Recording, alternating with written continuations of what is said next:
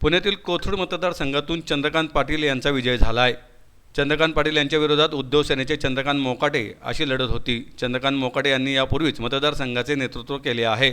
मनसेने किशोर शिंदे यांना पुन्हा मैदानात उतरवले होते. किशोर शिंदे यांनी 2019ला पाटील यांच्या विरोधात चांगली लढत दिली होती. 2019मध्ये चंद्रकांत पाटील यांना भाजपने उमेदवार दिली होती. यावेळी त्यांना 1,05,246 मते मिळाली होती, तर महाराष्ट्र नवनिर्माण सेनेचे किशोर शिंदे यांना 79,751 मते मिळाली होती. या निवडणुकीत भाजपने आपली पकड कायम ठेवली, ज्यामुळे त्यांना या मतदारसंघावर आपली सत्ता कायम राखण्यास मदत झाली. चंद्रकांत पाटील यांचा अनुभव आणि नेतृत्व कौशल्यामुळे भाजपला येथे विजय मिळवणे सोपे झाले. भाजपाच्या खासदार मेधा कुलकर्णी यांनी 2014मध्ये शिवसेनेच्या चंद्रकांत मोकाटे यांचा 65,000च्या मताधिक्याने पराभव करून शिवसेनेची येथील मक्तेदारी संपवली. 2019च्या निवडणुकीत चंद्रकांत पाटील 1,05,246 यांनी सर्वपक्षीय उमेदवार असलेल्या मनसेच्या किशोर शिंदेंना पराभूत केले. एकंदरीत कोथरूड मतदारसंघ हा भारतीय जनता पक्षाचा बालेकिल्ला आणि सर्वात सुरक्षित मतदारसंघ म्हणून ओळखला जातो. चंद्रकांत पाटील यांनी विविध कार्यक्रमांच्या माध्यमातून मतदारसंघात व्यक्तिगत पातळीवर मदतीचा धुराळा उडवला होता. पहिली भावना आमच्या ग्रामीण भागामध्ये भरून पावलो नावाचा शब्द आहे, भरून पावलो की मला आता आयुष्यामध्ये करण्यासारखं काही उरलंच नाही अशी भावना माझ्या मनात झाली. कसबा जिंकलं, सगळा हिसाब किताब चुकता. त्याच्यानंतर खडक बसल्यासारखी सीट जाईल तर 51,000च्या मार्जिन. आता आमचं फारच छुपा रुस्तम निघाला बेमांना. तसं कोथरूडमध्ये कॅन्टोन्मेंट वगैरे तर आहेच. कोथरूडमध्ये सगळे रेकॉर्ड मोडले. सगळ्यात हायेस्ट रेकॉर्ड कधी तर बापट साहेबांच्या लोकसभेला कोथरूडला 1,06,000चं मार्जिन. आता मला 1,11,000 ऑड मार्जिन मिळालं.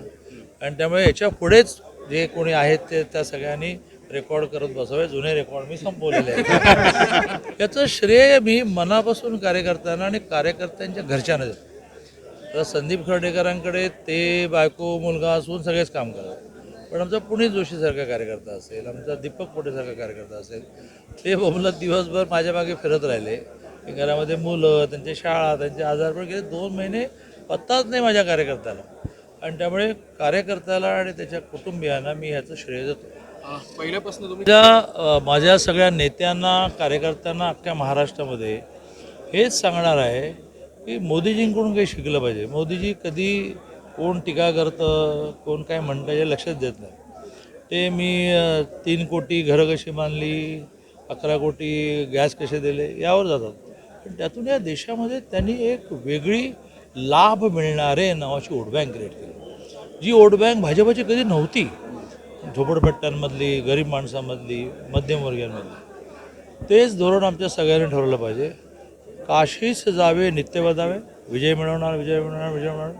मुंगी होऊन साखर खावी, उतू नको मातू नको, घेतला वसा सोडू नको. आमच्याकडे जरा काही झालं की आम्ही अर्ध्या हळकुंडाने इतके पिवळे होतो आणि त्याच्यातून सगळी गडबड होते. त्यामुळे जनता हाच माझा परमेश्वर आहे. आज कोथरूडमध्ये अशी स्थिती आहे, त्या आमच्या केळेवाडी, सुतारधरा, गठ्ठे मतदान झाले. यांना काय दिलं मी? यांना प्रेम दिलं, त्यांच्या घरातल्या गरजांची काळजी घेतली. मी संकल्प केला की कोथरूडमधली एकही मुलगी पैसे नाही म्हणून कॉलेज बंद झालं असं होणार नाही. मी घर विकेन. आणि घरी विकावं लागलं नाही. काल एका दिवसामध्ये निवडणूक झाल्या 1400 मुलींचे चेक लिहिले म्हणजे मी कशातच नसतो. ज्यांना ट्रस्ट काढायला सांगितलं नाही लिहिले. 1400 मुलींचे एका दिवसात चेक लिहिले आम्ही. असंच आरोग्याच्या बाबतीत ठरवलं की पैसे नाही म्हणून आरोग्यसेवा मिळालेल्या असं होता कामा नये. त्यासाठी घर विकावलं चालेल. आता अनेकांना तेवढं सांगून मी माझं बोलणं संपवतो. अनेकांना असं वाटतं की हे निवडणुकीविरुद्ध होतं. परवा मी एका महिलांच्या मेळाव्यात गेलो आणि माझ्या त्या समुत्कर्ष नावाच्या दुकानाची माहिती द्यायला होती. 20% डिस्काउंटने देतो कलाकारांना. पण ती उठली म्हणाले निवडणुकीनंतर चालू राहणार का? तर मी त्यांना म्हटलं निवडणुकीनंतर 10 पट जास्त जाणार. समुत्कर्षीची दुसरी बॅच बाहेर वालेवाडीला काढतोय. डेस्टिनेशन नावाचं वर्क फ्रॉम होमवाल्यांसाठी 87 सीटेड मी अप्रतिम केलं. मी तुम्हाला दाखवायला नेणार आहे. फक्त 5,000 रुपये धर्मा घेणार. त्याला 300 जणांची नोंदणी झाली. अजून एक काढणार आहे. मुलींच्या बाबतीमध्ये त्यांची मोदीजींची 250 रुपये पोस्टात भरून खातं सुरू करणं आणि नंतर हेवी इंटरेस्ट रेटने त्यांनी जर 1,000 रुपये भरले जन्मता तर 18व्या वर्षी बंद होतं भरणं आणि 21व्या वर्षी 33 लाख रुपये मिळतात. त्याच्यामध्ये दरमहा 100 रुपये मी माझे टाकतो. असे 3400 अकाउंट झाले. 34,000 अकाउंट काढणं.